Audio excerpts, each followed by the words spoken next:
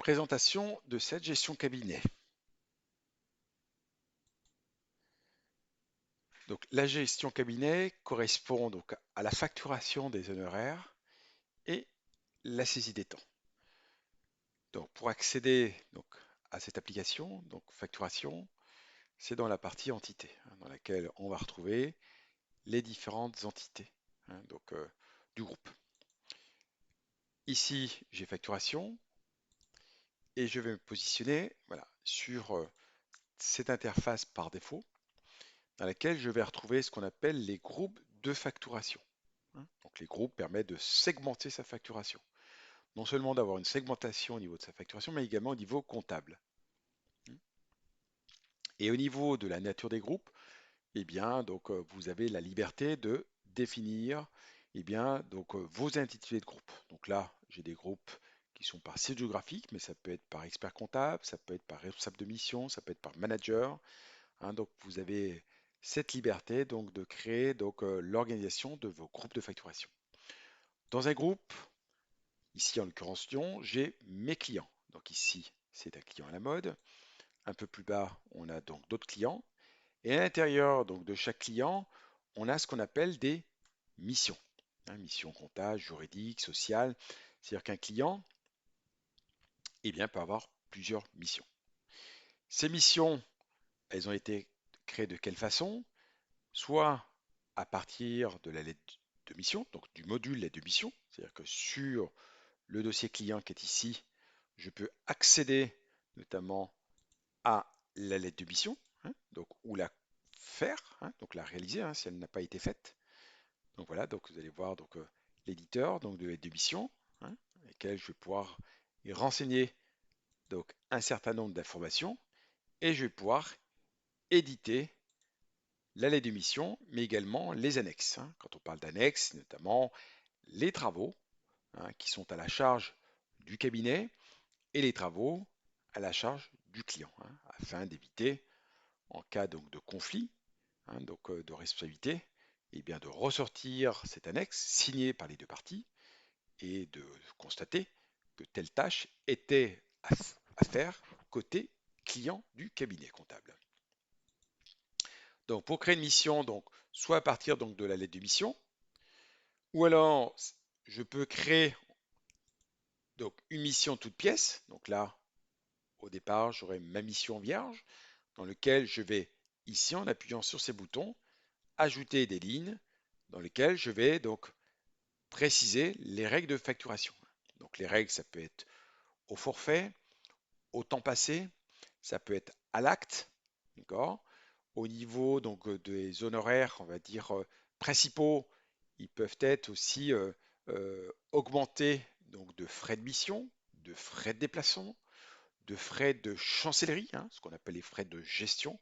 Donc voilà, donc là, mon plan de facturation sera composé de différentes règles de facturation. Et chaque mission peut avoir un plan de facturation différent. Donc, soit je crée mon plan de facturation, donc ma mission à partir de ma lettre de mission, soit je le crée de toute pièce, ou alors je me crée un modèle afin de gagner du temps dans le déploiement. Et dans ce modèle, je vais préciser les éléments qui sont communs à tous les clients pour qui je facture une mission comptabilité. Donc quand on a créé après les plans de mission, on va dire qu'on peut considérer qu'on est prêt pour facturer. Mais pour facturer, nous allons avoir sur une facture les éléments qui ont été définis au moment de la signature de la démission. Donc là, en l'occurrence, pour ce client, la comptabilité est à 390 € tous les mois. Mais on peut aussi, dans le cadre aussi des travaux qui ont été réalisés, qu'il n'y a pas uniquement 390 € à payer, mais il y a aussi d'autres actes exceptionnels. D'accord? La plupart du temps, le cabinet saisit ces actes sur Excel, qui sont repris par la personne en charge de la facturation, ressaisis, donc certainement avant de les valider, soumis à un arbitrage. Là, dans cette solution, comment ça va se passer? Le collaborateur ira dans sa saisie des temps et dans sa saisie des temps va renseigner tout d'abord les travaux réalisés, donc les tâches effectuées. Et si parmi ces tâches, il y a des actes qui ont été effectués, eh bien, comme ici en l'occurrence, eh bien, si c'est un acte exceptionnel, ce dernier sera identifié automatiquement. Voilà. Il indiquera le collaborateur ou la collaboratrice la quantité. Et cette ligne, au moment de la préparation des factures, apparaîtra en proposition, hein, afin que le cabinet puisse soumettre notamment ses propositions d'actes supplémentaires à facturer soumis à validation. Alors, dans la préparation, eh bien, la personne va se mettre par exemple sur son groupe, elle va faire donc un clic droit, on va se mettre par exemple sur notre période, donc elle va donc effectuer donc un clic droit, préparer, donc la pastille rouge apparaît, et là en préparant, voilà, aura automatiquement ses projets de facture, hein. Donc, elle aurait pu aussi avoir, donc, on va regarder ici s'il y en a eu de saisie, on va donc préparer pour vérifier. Voilà. Donc là, sur novembre, on constate qu'il y a eu un acte saisi par un collaborateur, donc là en l'occurrence ici c'est Mustapha, et il a donc apparemment généré un EDI TVA. Et cet EDI, il y en a eu un seul pour ce client. Et cet EDI est facturé 2 euros. Ça veut dire que le client à qui on facture déjà 390 euros tous les mois, eh bien, va payer en plus ces 2 euros. D'accord? Donc, et là, la personne va pouvoir indiquer soit c'est à facturer, ne pas facturer ou déjà facturé.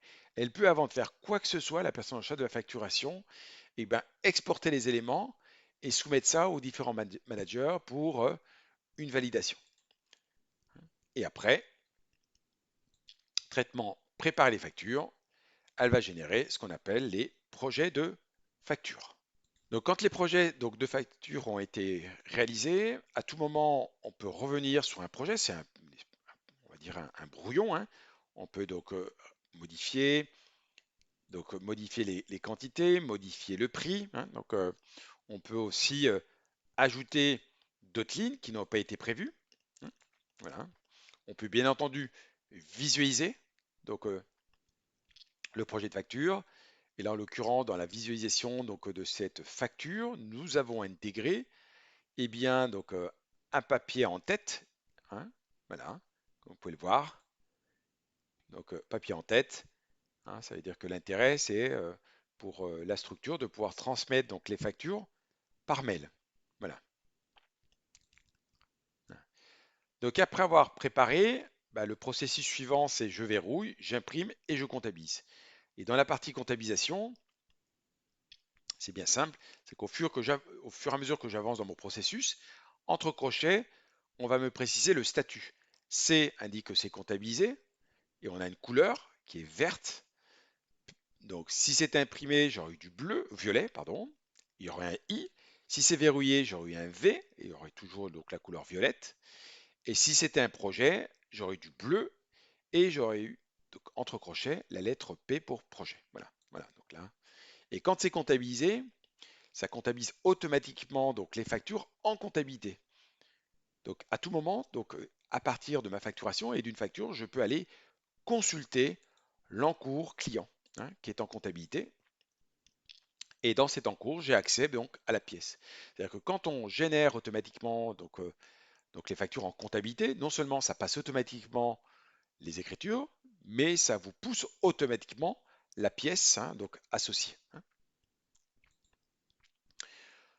Alors, sur cet outil, vous avez également donc, la notion donc, de reconduction. Ça veut dire qu'un plan de facturation pour l'exercice, pour un exercice donné, je souhaite donc le reconduire sur l'exercice suivant avec une augmentation. Donc, ce traitement donc, est présent, hein, et c'est un traitement industriel. Ça permet de reconduire en rafale plusieurs clients.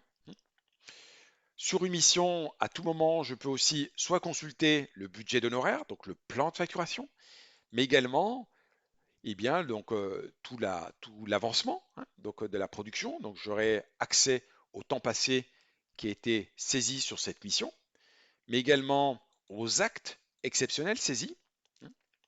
mais aussi au Bonimali, hein. Voilà. Et j'aurai bien entendu en visu eh bien, les factures qui ont été établies pour tel client. Et à tout moment, je pourrais donc consulter cette facture. Au niveau de la partie paiement, dans la partie état, vous avez donc dans la solution, eh bien, donc, le traitement qui permettra de générer le fichier donc, de prélèvement au format CEPA. Voilà.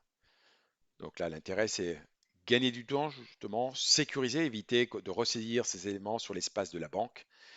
Et donc là, vous aurez donc un fichier donc, au format CEPA, hein.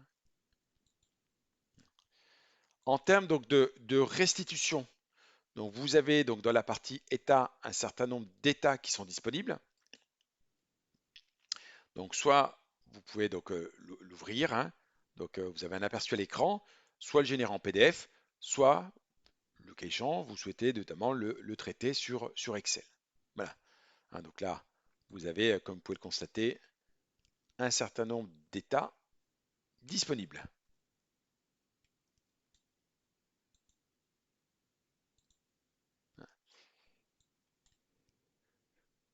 Vous avez également, donc là c'est plutôt du côté d'un collaborateur, une collaboratrice, donc des personnes qui n'ont pas les accès à la facturation pourront à tout moment sur un client eh bien, consulter l'encours. Donc visualiser notamment les factures qui ont été établies, hein, les 12 dernières. Le cas échéant, si le client ne retrouve pas sa facture parce qu'il voudrait payer, je peux moi en cliquant à cet endroit eh bien, lui transmettre par mail automatiquement, hein. Et je peux également visualiser l'encours, hein, financier, hein, donc, qui est dans la comptabilité de l'entité. Voilà pour cette présentation synthétique de Sage, gestion de cabinet de Génération Expert.